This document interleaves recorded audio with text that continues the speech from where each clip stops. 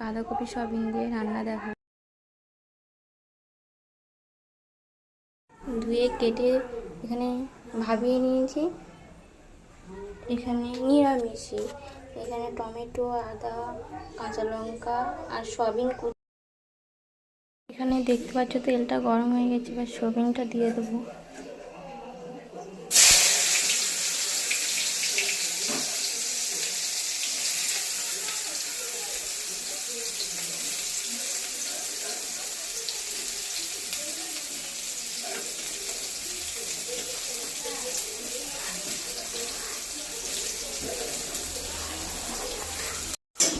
দেখতে পাচ্ছি লাল লাল করে ভাজা হয়ে গেছে, ওটা তুলে নেব।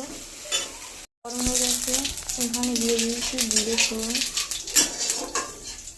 সয়াবিন ভাজা হয়ে গেছে, সয়াবিনের জন্য কালো কালো হয়ে গেছে কড়াই, ব্যাপার না। আদাটা দিয়ে দিয়েছি। তোমরা চাইলে আমিষও করতে পারো, নিরামিষও করতে পারো।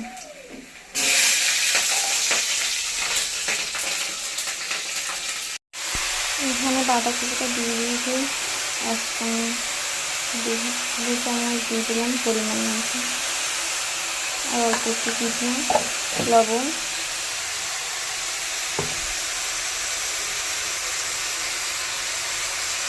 ঝালের গুঁড়ো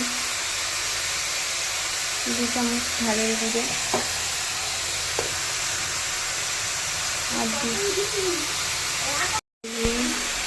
2 চামচ।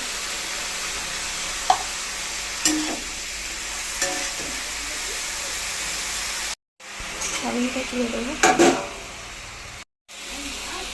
দিয়ে দিচ্ছি অল্প চিনি।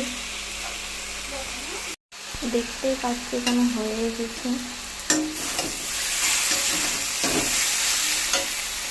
অল্প হালকা অল্প একটু গরম মশলা দিয়ে দেবো, দিয়ে নেড়ে দেবো।